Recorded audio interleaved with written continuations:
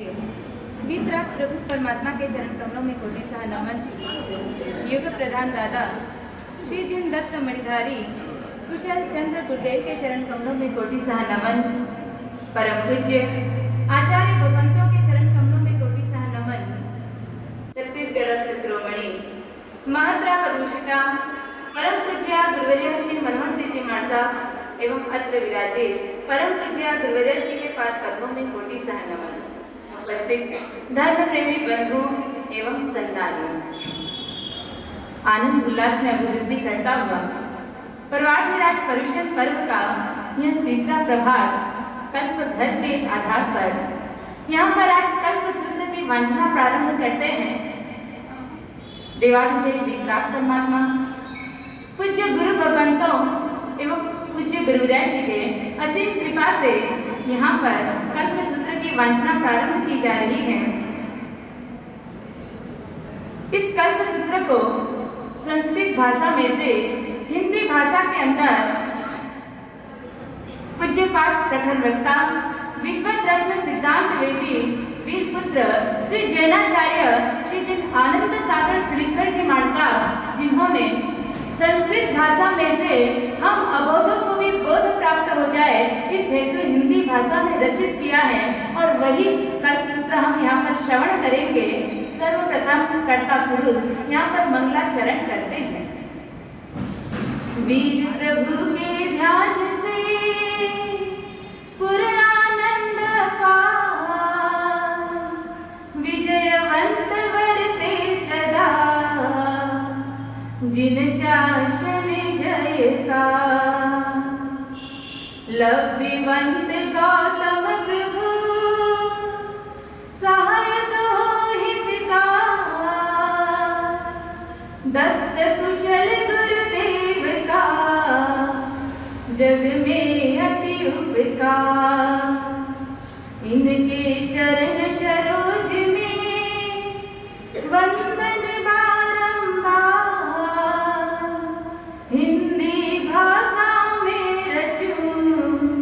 कल्पसूत्र श्रीकार कल्पसूत्र श्रीकार।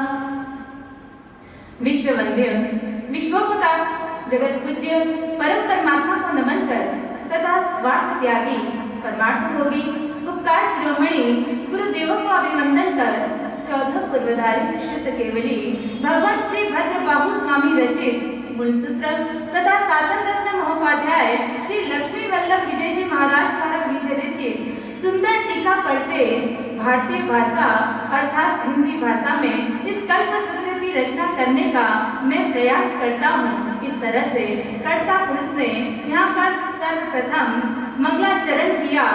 अब यहाँ पर टीकाकार महाराज भी अपनी लघुता बतलाते हुए कहते हैं कि जिस प्रकार चैत्र मास में कोयल मधुर बोलती है उसमें आम्र मंजरी कारण होती है तथा सूर्य मंडल को रज ढक देती है उसमें पवन का महात्म्य है एवं मेढक महासर्प के मुख पर जाकर बैठता है उसमें मणि का प्रभाव है। उसी प्रकार मेरे जैसा मंद बुद्धि गंभीर अर्थ वाले श्री कल्प सूत्र के अर्थ को स्पष्ट कहने का यत्न करता है उसमें ज्ञानदाता गुरु महाराज की ही कृपा है। अब यहाँ पर नव वांछना प्रारंभ होने के पूर्व पीठिका का वर्णन किया जाता है। सर्वप्रथम कल्प सूत्र के 3 अधिकारों का वर्णन पहले और पिछले तीर्थंकर के साधुओं का आचार इसके अंतर्गत दिखाया जाता है। तत्पश्चात वर्तमान प्रभु के शासन के अंदर मंगल वांछित है और उसके बाद जिनेश्वरों का चरित्र बाद गंधर आदि की संविदावली और अंत में साधु समाचारी कही जाएगी। प्रथम और अंतिम तीर्थंकरों का अर्थात आदिनाथ प्रभु और महावीर स्वामी के साधुओं का यह आचार है कि जहाँ रहते हैं वह संघ के लिए मंगल की इच्छा करते हैं। वर्षा काल में 4 मास तक एक गांव में निवास करते हैं, पर्युषण करते हैं, वर्षा हो अथवा न हो एक स्थान पर ही रहते हैं। जबकि 22 तीर्थंकरों के साधुओं का यह आचार है कि मंगल इच्छते हैं, चौमासे में वर्षा नहीं होने पर विहार भी करते हैं, पर्युषण करते भी है और नहीं भी करते हैं, विकल्प है। आदिनाथ प्रभु और महावीर स्वामी के साधुओं का यह निश्चय है कि मंगलार्थ पर्युषण पर्व अवश्य करते हैं। इसके बाद आदिनाथ भगवान से लेकर महावीर स्वामी पर्यंत तीर्थंकरों के चरित्र बांटे जाते हैं। पश्चात सभी तीर्थंकरों के अंतरकाल अर्थात आंतरिक कहे जाते हैं। यह सभी पहले अधिकार के अंतर्गत जानना। तत्पश्चात गणधर आदि स्थविर पुरुषों का संक्षिप्त जीवन कहा जाता है, यह दूसरा अधिकार जानना। तदंतर चरित्र यानी साधु समाचारी बांटी जाती है, यह तीसरा अधिकार जानना। इस प्रकार यह तीन अधिकार जो कि अब विस्तार से प्रकाशित करते हैं, भगवान आदिनाथ और श्री महावीर स्वामियों के मुनियों के 10 कल्प होते हैं, उसका वर्णन यहाँ पर करते हैं। प्रथम कल्प अचेलक। आदिशर और महास्वामी के साधु प्रमाणों में जीर्ण प्राय अल्प मूल्य वाले श्वेत वस्त्र धारण करते हैं और 22 तीर्थंकरों के साधु जन प्रमाण रहित नवीन बहुमूल्य और पंचवर्ण के वस्त्र धारण करते हैं। दूसरा कल्प औदेशिक। किसी भी मुनि के निमित्त बनाया हुआ आहार आदि सर्व साधुओं को नहीं कल्पता और 22 तीर्थंकरों के शासन में जिस साधु के निमित्त आहार आदि बनाया हो उनको नहीं कल्पे, बाकी सब साधुजन ले सकते हैं। तीसरा संयातर। उपाश्रय अर्थात स्थान देने वाले के घर का आहार पानी समस्त तीर्थंकरों के मुनियों को नहीं लेना कल्पे। संयातर के घर की इतनी चीजें लेना नहीं कल्पे। अन्न की वस्तु, पानी, फल मेवादी, मुखवास, वस्त्र, पात्र, कंबल, रजोहरण, सुई डोरा, चाकू, कैंची, दांत कुचलनी, कान कुचलनी, ये 12 चीजें हुई। और संयातर घर की इतनी चीजें लेना कल्पे। घास, पत्थर की चीज, घरल आदि, राख, पीठ पाटिया, मकान, पाट पाटला, रंग रोगान आदि की वस्तु ले सकते हैं।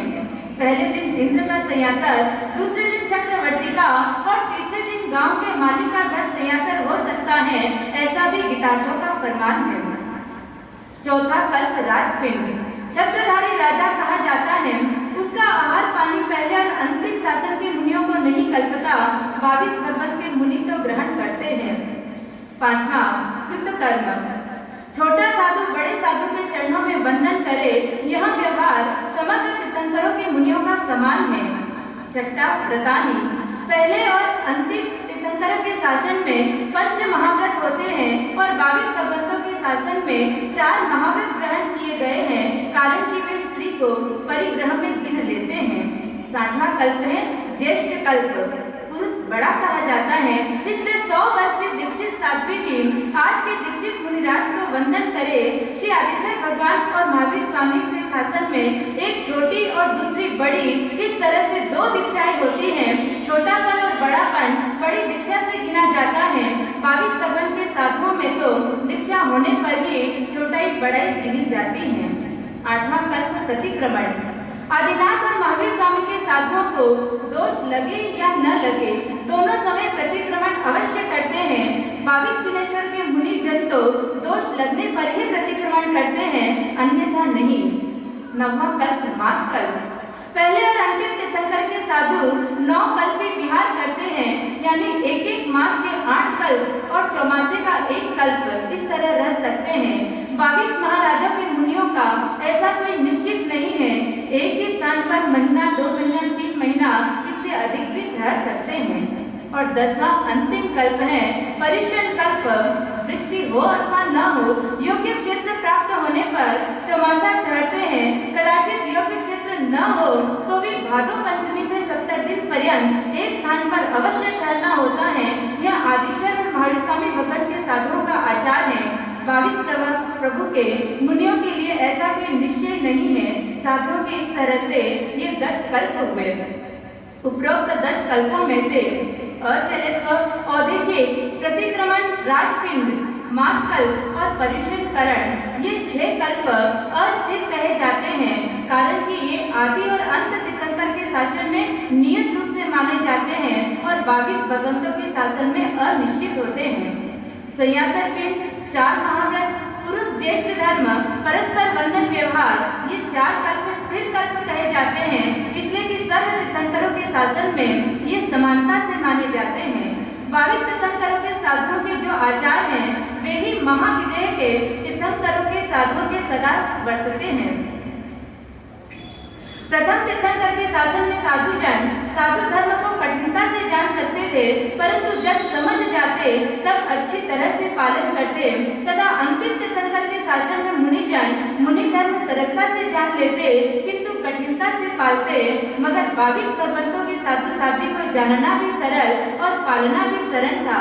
कारण आदिशर भगवान के साधु ऋजु जड़ अर्थात सरल बेसमझ, उनको इतना ही जानता पाते थे जितना कि कहा जाता था, परंतु विशेष नहीं समझ सकते।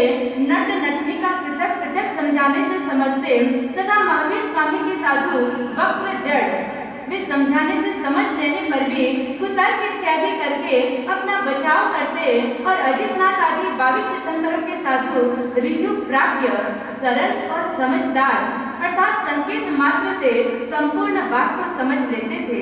इन तीनों का क्रमशः दृष्टांत के माध्यम से यहाँ पर बतलाते हैं। ऋजु जड़ पर दृष्टांत। किसी एक नगर में साधु महाराज भोजने के लिए पधारे। रास्ते में नट लोगों का नाच देखने लगे। इससे उपासना पहुंचने में विलंब हुआ। गुरु महाराज ने देरी होने का कारण पूछा। उन्होंने नाच देखने की स्पष्ट बात कही। गुरु महाराज ने फरमाया, मुनियों को नाच नहीं देखना चाहिए। उन्होंने मिच्छामि दुक्कडम दिया। गुरु आज्ञा से उद्धारी की। फिर किसी एक दिन गोचरी के समय उन्हें साधुओं ने नटनी का नाच देखा। इस स्थान पर पहुंचने में विलंब हुआ। गुरु महाराज के पूछने पर नटनी का नाच देखा यह कहा। तब गुरुदेव ने फरमाया, हमने उस दिन मना किया था, फिर आज क्यों देखा? उत्तर में मुनियों ने प्रार्थना की, हे भगवान, उस दिन आपने पुरुष नट का नाच देखना मना किया, आज तो हमने आपसे अनिषिद्ध स्त्री नटनी का नाच देखा है। गुरु पुंगव ने फरमाया, महानुभावों, साधु को नाच मात्र ही नहीं देखना चाहिए, चाहे पुरुष का हो चाहे स्त्री का हो। मुनियों ने स्वीकार किया कि आज के पीछे हम कभी ऐसा नहीं करेंगे। प्रभु, हमको मिच्छामि दुक्कडम हो। इस प्रकार आदिशर भगवान के शासन के साधु ऐसे भद्र स्वभाव वाले होते, जो कार्य करते वह स्पष्ट रूप से कर देते। इसी के अंतर्गत दूसरा दृष्टांत दिखलाया जाता है कि एक समय कोंकण देश के साधु इलियामणि का कौशल ध्यान कर रहे थे। उस समय वृष्टि का सूचक पूर्व दिशा का पवन चल रहा था। इससे उन्होंने विचार किया कि मेरे लड़के सब प्रमादी हैं, घास वृक्ष आदि जला के खेत साफ नहीं करेंगे, वर्षा होने पर भी अनाज उत्पन्न नहीं होगा, इससे मेरे लड़के सब भूखे मरेंगे। मैं अगर घर पर होता तो सब काम कर लेता। इस विचार से कौशल में देरी हो गई। साथ वाले सब मुनियों ने कौशल पार किया। तब गुरु महाराज ने फरमाया, अहो कोंकण मुनि, तुम क्या विचार कर रहे हो? तब उन्होंने कहा, नमो हंताण कहकर उत्तर दिया, भगवान, मैंने कौशल ध्यान में जीव दया का विचार किया और सब हकीकत कही। तब गुरुदेव ने फरमाया कि अहो मुने, यह जीव दया का नहीं, यह तो तुमने जीव हिंसा का स्मरण किया। इस तरह मुनिजन आरंभ का कार्य नहीं करते, स्मरण नहीं करते। यह सुनकर कोंकण मुनि ने श्रद्धा पूर्वक मिच्छामि दुक्कडम दिया। इस प्रकार ऋजु जड़ों के बहुत तेरे दृष्टांत थे। अब वक्र जड़ पर दृष्टांत दिखाया जाता है। वीर प्रभु के शासन का कोई साधु गोष्ठी के समय नट का नाच देखने पर विलंब से उपाश्रम पहुंचा। गुरु महाराज के पूछने पर बीतक बात कही। गुरुवर्य ने ऐसा करने का निषेध किया। दूसरी बार वही साधु नटनी का नाच देखने से स्थान पर से देरी से पहुंचा। गुरुवर के पूछने पर अंट संट जवाब दिया। दबाव से पूछने पर सत्य हकीकत कही। गुरु महाराज ने पालम दिया। तब सामने होकर कहने लगा, आपने नट का निषेध किया, उस समय नटनी का निषेध क्यों नहीं किया? इसमें दोष आपका है, इत्यादि अनेक प्रकार से कहने लगा। इसी के अंतर्गत दूसरा दृष्टांत दिखलाते हैं कि किसी एक नगर में एक सेठ रहता था। उसके एक अविनीत उद्धत तथा मूर्ख पुत्र था। माता पिता के सामने बोलता, जरा भी शिक्षा नहीं मानता। एक दिन माता पिता ने मीठे वचनों से समझाया, बेटा, परिवार वालों के सामने, संबंधियों के सामने और वृद्ध जनों के सामने कदापि नहीं बोलना चाहिए, अर्थात सामने जवाब नहीं देना चाहिए। पुत्र ने कहा कि बहुत अच्छा, आगे से मैं ऐसा ही करूंगा। किसी एक समय घर के सब लोग उस लड़के को मकान सौंपकर और किसी कार्यवश अन्य परिवार जनों के घर गए। पीछे से लड़का घर के दरवाजे बंद करके अंदर बैठ गया। काम पूरा होने पर घर के लोग जब लौटे तो अंदर से कपाट बंद देखकर पुत्र को आवाज पर आवाज देना शुरू किया। दरवाजा खोलो, किंतु ये शब्द लड़का बराबर सुनते हुए भी दरवाजा नहीं खोलता। माता पिता की सिखावन याद रहने से उत्तर नहीं देता, अंदर हंसता है, गाता है, बोलता है। तब वे लोग ऊपर बटे किसी तरह से मकान के अंदर आए, दरवाजा खोला और पुत्र से कहा कि तुमने हमारे शब्द सुनते हुए भी उत्तर क्यों नहीं दिया। उसने कहा कि आप ही ने तो यह शिक्षा दी कि बड़ों के सामने कभी बोलना नहीं, फिर मैं कैसे बोल सकता था। माता पिता ने कहा कि ईर्ष्या ऊंचे स्वर में नहीं बोलना, बाकी मामूली बोलने में कोई हरकत नहीं। उसने वह वचन प्रमाण किया। किसी एक समय पिताजी दुकान पर बैठे हुए थे, तब अचानक घर में आग लगी। माता ने लड़के को कहा कि तेरे पिताजी को जल्दी जाकर कहो कि घर में आग लगी है, अच्छी अच्छी वस्तुएं निकाल लो, अग्नि बुझाओ। पुत्र पिता को बुलाने के लिए हाट में गया, वहाँ लोगों को बैठे हुए देखा, तब सोचा कि इस वक्त लोगों के सामने बोलना उचित नहीं है। पिताजी ने ऊंचे स्वर से बोलना मना किया है, इस वास्ते वहाँ चुपचाप बैठ गया। एक आध घंटा हो जाने के बाद धीरे से पिता के कान में कहा, घर में आग लगी है, जल्दी चलो। पिता ने पूछा कितना टाइम हुआ? पुत्र ने कहा करीब 1 घंटा। पिता बोले, रे मूर्ख, इतना समय हो गया, तू पहले क्यों नहीं बोला? उसने उत्तर दिया, आप ही ने तो कहा था कि मनुष्य के आगे ऊंचे स्वर से नहीं बोलना। पिता लाचार होकर खामोश हो गए। इस प्रकार वक्र जड़ पर बहुतेरे दृष्टांत प्राप्त होते हैं। अब ऋजु प्राज्ञ अर्थात 22 तीर्थंकरों के शासन का दृष्टांत दिखलाते हैं कि 22 भगवंतों के शासन का एक साधु गोचरी के समय नट का नाच देखकर विलंब से उपाश्रम में पहुंचा। गुरु महाराज के पूछने पर यथार्थ बात निवेदन कर दी। गुरुवर्य ने ऐसा कार्य निषेध किया। मुनि भगवंत ने आज्ञा शिरोधार्य की। वही साधु फिर एक समय गोचरी के वक्त नटनी को नाचती हुई देखकर विचार करने लगा।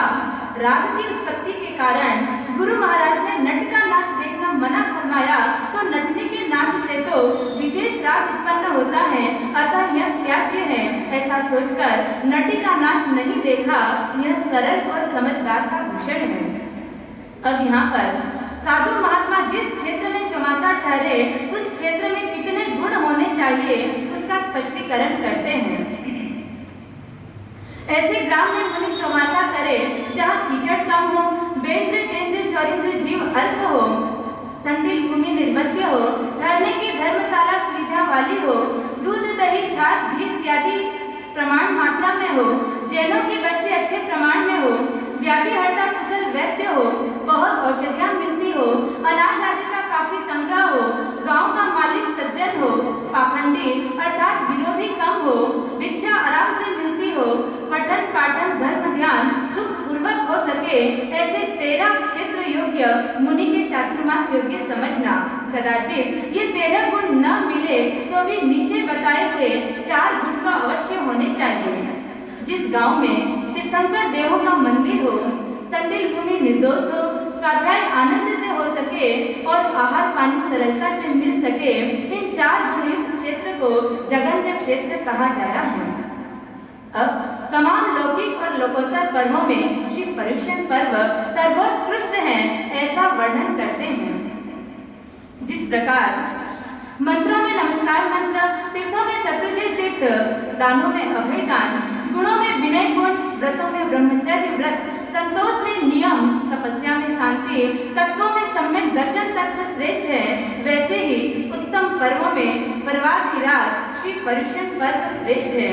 इस पर्युषण पर्व के आने पर पूर्वाचार्यों ने मंगल के लिए श्री संघ के आगे श्री कल्पसूत्र बांधने का विधान बनाया है। यह दशाश्रुत स्कंद से उद्धरित श्री भद्रबाहु स्वामी विरचित श्री संघ के समक्ष मंगलार्थ बाचा जाता है। अब श्री कल्पसूत्र सुनने का महत्त्व, इसकी क्या महिमा है, इसका वर्णन करते हैं। जो मनुष्य जिन शासन की प्रभावना करता हुआ तथा सत्कार पूजा करता हुआ एकाग्रचित्त होकर 3 बार, 7 बार अथवा 21 बार श्री कल्पसूत्र को अच्छी तरह से एकाग्रता से सुने, वह भव्यात्मा शीघ्र ही संसार समुद्र से तीर जाता है, अर्थात अनंत दुखों से छूटकर मोक्ष को प्राप्त कर लेता है। पर्युषण पर्व में मुनियों के और श्रावकों के करने योग्य कर्तव्य यहाँ पर दिखलाते हैं। सर्व मुनियों को संवत्सरी प्रतिक्रमण करना, केशों का लुंचन कराना, तेले के तपस्या तपश्चर्या करना, सर्व अर्हंत चैत्यों में भाव पूजा करना अर्थात चैत्य स्तवना आदि करना, सर्व संग से और समस्त जीवों से क्षमत कामना करना, ये 5 कार्य तीर्थंकर महाराजों ने पर्युषण पर्व में मुनि भगवंतों के लिए 5 कर्तव्य कहे। इस पर्व में श्रावक लोगों को भी जिनेश्वरों की द्रव्य पूजा और भाव पूजा करनी चाहिए। आरंभ का परिहार करना, सुपात्र को दान देना, ब्रह्मचर्य का पालन करना, हमारी घोषणा कराना, रथ यात्रा, कल्पसूत्र, चैत्र परिपाटी आदि के महोत्सव करके जिन शासन की प्रभावना करना और कराना चाहिए। शुद्ध ज्ञान की और संग की भक्ति करना, अष्टम तप और परस्पर क्षमत कामना करना, इन कर्तव्य से श्रावक जन भी मुक्ति को प्राप्त होते हैं। अष्टम तप का कितना क्या प्रभाव है, इस संदर्भ में नाग केतु का यहाँ दृष्टांत दिखलाते हैं। चंद्रकांता नगरी में विजयसेन नाम का राजा, श्रीकांत संज्ञक श्रेष्ठी और श्री सखी नाम की उनकी सेठानी, इनके एक पुत्र पर्युषण पर्व के आने पर लोगों के मुख से अष्टम तप की बात सुनकर पुत्र को जाति स्मरण ज्ञान उत्पन्न हुआ, अतः उसने अष्टम तप किया। पूर्व भाव में अष्टम तप का निश्चय करके रात को सोया हुआ था, तब सौतेली माता ने मकान में आग लगा दी और वही यहाँ पर मृत्यु प्राप्त करके जन्म पाया। इसीलिए जन्म से ही तेले का तप किया, माता का दुग्ध पान तक न किया और इससे मूर्छित होकर अचेत हो गया। तब माता पिता मोहवश हृदय फोड़कर मरण शरण हो गए। संबंधियों ने उनका अग्नि संस्कार किया। बालक को भी मरा हुआ जानकर उनको भंडारने के लिए तैयार हुए। इतने में ही धर्मेंद्र ब्राह्मण का रूप धारण कर बालक को गोदी में लेकर अपुत्र्य का धन लेने के लिए आए हुए राजपुरुषों को ललकारे और उस बालक को सचेत कर लोगों को कहा कि इस बालक ने अष्टम तप किया है, यह बालक जिन शासन की उन्नति करने वाला होगा। यह घोषणा सुनकर राजा आदि सभी आश्चर्यचकित हो गए। लोगों ने लड़के का नाम नाग केतु ऐसा कायम किया। धर्मेंद्र ने उसे बड़ा किया। युवान होने पर जिन शासन की महती प्रभावना की। एक समय एक राजा ने निरपराधी चोर को समझकर मरवा डाला और मरकर वह व्यंतर हुआ। अपने ज्ञान से राजा को शत्रु जानकर सिंहासन से नीचे गिरा दिया और गांव पर पटकने के लिए एक बड़ी भारी शिला आकाश में विकुरवी। भयंकर शब्दों से लोगों को डराने लगा। तब नाग केतु ने जिन मंदिर पर चढ़कर उस शिला को अपने दोनों हाथों से ठहरा दी। नाग केतु के तेजो बल से व्यंतर हत प्रहत होकर शिला को वापस खींचकर अपना अपना अपराध कमाया। नाग केतु के कहने से राजा को पुनः स्वस्थान पर बैठाया और नमस्कार करके देव वापस चला गया। इस उपकार से नाग केतु राजा प्रजा में विशेष मान्य हुआ और इस समय जिन शासन की भारी महिमा हुई। एक समय नाग केतु प्रभु की पूजा करने गया। उस वक्त पुष्पों में से तंदूर सर्प ने निकलकर उनको काटा। वह प्रभु के सामने ध्यानस्थ हो गया, जरा भी न घबराया और शुक्ल ध्यान धाता हुआ। उसी अवस्था में कैवल्य ज्ञान उत्पन्न हो गया। शासन देव ने मुनि वेश अर्पण किया, बहुत काल तक विचरण कर भव्यात्माओं का उद्धार किया और अंत में मोक्ष सिधाया। इस तरह जो जीव प्रभु की भाव पूर्वक सेवा भक्ति करते हैं वह शिव सुख को प्राप्त करते हैं। जिस तरह से जिन शासन में यह पर्व बड़ा माना जाता है, उसी तरह शिव शासन में ऋषि पंचमी के नाम से यह पर्व जाना जाता है। अब हम पर्युषण पर्व तीसरे वैद्य की औषधि के समान कर्म रोग को हरने वाला और सुख को प्रदान करने वाला है। यह तीसरा वैद्य किस तरह का है उसका यहाँ पर दृष्टांत दिखलाते हैं। किसी एक नगर में राजा राज्य करता था। उसके एकमात्र पुत्र था। उस राजा ने यह सोचकर कि अपना पुत्र सदा हष्ट पुष्ट और कांति वाला बना रहे, वैद्यों को बुलवाए। उन्होंने कहा कि मेरे पुत्र को ऐसी उत्तम औषधि दो जिससे शरीर पुष्ट रहे, कांति वाला हो, आगामी काल में रोगोत्पत्ति न हो। आए हुए 3 वैद्य ने क्रमशः इस प्रकार उत्तर दिए। पहले वैद्य ने कहा, मेरी औषधि के अंदर यह गुण है कि शरीर में यदि रोग हो तो उसका नाश हो जाए और न हो तो नया रोग उत्पन्न कर दे। यह सुनकर राजा ने उत्तर दिया कि ऐसी औषधि की जरूरत नहीं है, यह तो सोते सिंह को जगाने के समान है। दूसरे वैद्य ने कहा कि मेरी दवाई के अंदर ऐसी तासीर है कि यदि बीमारी हो तो नष्ट कर देगी और न हो तो निरोगता में फायदा भी नहीं करेगी। इस प्रकार राजा ने उत्तर दिया कि यह दवा भी बेकार है, राख में घी डालने जैसा यह भी व्यर्थ प्रयोग है। तीसरे वैद्य ने कहा कि मेरी औषधि के अंदर यह चमत्कार है कि यदि रोग हो तो उसको पूरी तरह से निर्मूल कर देगा, और रोग यदि नहीं हो तो शरीर के अंदर तुष्टि पुष्टि सौभाग्य और आरोग्य बढ़ावे तथा आगामी रोग को भी रोक दे। यह सुनकर राजा ने प्रसन्न होकर कहा कि तेरी औषधि रसायन के बराबर है, इसका प्रयोग करो। और वैद्य की औषधि से राजपुत्र बलवान और चिरंजीवी बना। इस प्रकार इस कल्प सूत्र के सुनने से सहकर्मी जीव पूर्व कर्मों का नाश करते हैं और हलु कर्मी होकर क्षीण कर्मी हो जाते हैं, अर्थात अजर अमर पद मोक्ष को प्राप्त कर लेते हैं। अतः यह तीसरी औषधि के समान जानना चाहिए। इस तरह से यहाँ पर जो कल्प सूत्र की पीठिका होती है वह यहाँ पर पूर्ण हुई। अब 9 वांछना के अंदर पहली वांछना यहाँ पर प्रारंभ होती है। नमो अर्यंताणं नमो सिद्धाणं नमो आर्याणं नमो वज्राणं नमो ले सवसाहुणं ऐसो पंच नमकार सर्व पापनाशनो मंगलाणं च सर्वेसिं पद्मं भवि मंगलम। इंद्र आदि सर्व के पूजनीय राग द्वेषादि कर्म शत्रु को जीतने वाले ऐसे अरिहंत परमात्मा को हमारा नमस्कार हो। अष्ट कर्म रूपी ईंधन समूह को शुक्ल ध्यान रूपी अग्नि से जलाकर मोक्ष में विराजे ऐसे सिद्ध प्रभु को नमस्कार हो। ज्ञानाचार आदि पंचाचार को पालन करने वाले 36 गुणों से शोभित शासन स्तंभ आचार्य भगवान को नमस्कार हो। अपने आप पास में आए हुए मुनियों को भी आगम की वांछना देने में अत्यंत कुशल, मूर्ख छात्रों को भी प्रसन्न कर विद्वान बनाने वाले 25 गुणों से विराजित उपाध्याय महाराज को नमस्कार हो। मोक्ष मार्ग के साधन करने में तत्पर पंच महाव्रतों से भूषित इस विद यति धर्म के धारक 17 प्रकार के संयम के प्रतिपालक अष्ट प्रवचन माता के अवधारक 27 गुणों से अलंकृत लोक में रहे हुए मोक्ष मार्ग को साधने में तत्पर सर्व साधु महात्माओं को हमारा नमस्कार हो। यह पंच परमेष्ठी नमस्कार सर्व पापों का नाश करने वाला, तमाम मंगल कार्यों में प्रथम मंगल इन पंच परमेष्ठी मंत्र में 9 पद 8 संप्रदाय 7 गुरु अक्षर 61 लघु अक्षर कुल 68 अक्षर जानना। अब नवकार मंत्र का क्या महात्म्य है उसका यहाँ पर वर्णन करते हैं। नवकार मंत्र के जाप से इस भाव में शिव कुमार ने सुवर्ण पुरुष निष्पन्न किया। इसी के प्रभाव से श्रीमती ने सर्प की पुष्पमाला की। इसके प्रभाव से जिनदास श्रावक को देवताओं ने बिजोरे का फल दिया एवं परलोक में सूली पर चढ़े हुए चंड पिंगल चोर को कलावती वेश्या ने नवकार मंत्र सुनाया, जिसे उसी नगरी में राजा का पुत्र हुआ। सूली पर चढ़े हुए रुपखोर नामक चोर के जिनदास श्रावक ने नवकार मंत्र सुनाया, जिससे यक्ष राज हुआ। इस तरह से अब क्रमशः यहाँ पर दृष्टांत दिखलाते हैं।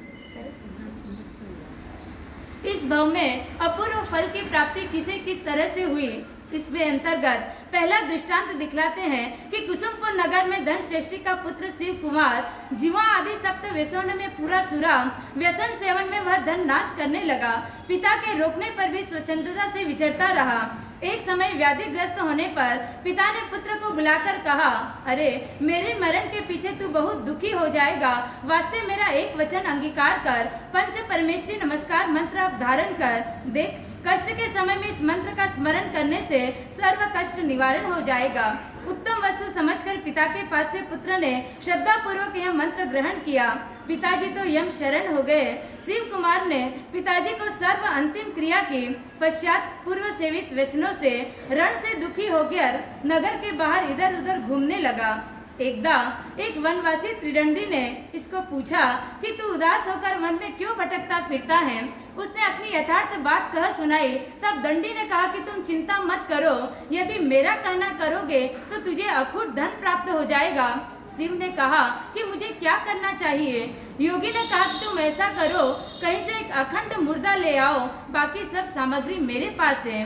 उसने भी लोभवश कहीं से ढूंढकर मुर्दा लाकर सामने रखा। तब उस धूर्त दंडी ने तेल से भरा हुआ एक लोहे की बड़ी कढ़ाई भट्टी पर रखी। नीचे अग्नि दगदग करने लगी। योगी ने कहा तुम इस मुर्दे के सारे अंग पर तेल लगा दो। उसने फौरन लगा दिया। तब योगी अरीठे के फल की बनी हुई माला लेकर मंत्र जपने लगा। यह स्थिति देखकर शिव विचार करने लगा कि मैं इस त्रिदंडी को पहचानता भी नहीं हूँ, पहले कभी मैंने इसकी सेवा भी नहीं की, यह मेरे ऊपर इतना कृपावंत कैसे हो सकता है। कदाचित यह मेरा नाश कर अपना स्वार्थ साधता हो तो मेरा रक्षक कौन। अरे मैं तो चक्कर में फंस गया। इस समय पिता का वचन स्मरण हुआ और तत्काल नमस्कार महामंत्र का जाप करने लगा। दंडी तो अपने जाप के अंत में उस शव को उठाने लगा, मगर नवकार मंत्र के प्रभाव से मुर्दा पुनः उसी हालत में गिर गया। तब दंडी ने शिव को कहा कि हे बालक, तुम क्या जाप कर रहे हो? मेरे कार्य में सिद्धि में विघ्न आ रहा है। शिव ने उत्तर दिया, कुछ भी नहीं। दंडी फिर जाप करने लगा। शिव कुमार भी पुनः प्रयत्न पूर्वक नमस्कार महामंत्र का जोरदार स्मरण करने लगा। दंडी के जाप पूरा होने पर मुर्दा उठा और फिर वैसे ही गिर गया। तब पूर्ववत शिव को पूछा और उसने वैसा ही उत्तर दिया। फिर तीसरी बार तापस जाप करने लगा। शिव भी अपना स्मरण पूर्ण श्रद्धा पूर्वक करने लगा और अंत में मुर्दा खड़ा हुआ त्रिदंडी को उठाकर उस कढ़ाई में पटक दिया और उसका स्वर्ण पुरुष अर्थात सोने का पुरुषा बन गया। शिव कुमार हर्षित होता हुआ उस स्वर्ण पुरुष को लेकर घर गया। इस तरह से अक्षय स्थिति को भोगता हुआ नवकार मंत्र के इस प्रत्यक्ष चमत्कार से शिव कुमार व्यसनों से मुक्त होकर और धर्म ध्यान इत्यादि में लीन हुआ। इस तरह से नमस्कार महामंत्र के अपूर्व महिमा यहाँ पर बतलाई गई है। अब नमस्कार मंत्र की महिमा पश्चात जिनके शासन के अंदर हमें आसन प्राप्त हुआ है, ऐसे श्रीमन भगवान महावीर स्वामी, जिनका जीवन दर्शन प्रथम अधिकार जिन चरित्र का और उसमें पश्चानुपूर्ति के कर्म के अनुसार सर्वप्रथम भगवान महावीर स्वामी का जीवन चरित्र, जिनके सर्वप्रथम 27 भवों का वर्णन यहाँ पर आएगा। तो वह 27 भव में कौन कौन से भव परमात्मा ने किए और किस तरह से उनका जीवन चरित्र हमारे लिए प्रेरणादायी बनकर और हमारे भी जीवन को उन्नत प्रशस्त बनाते हुए आत्म विकास के मार्ग में आगे बढ़ेंगे, उसको हम आगे श्रवण करेंगे।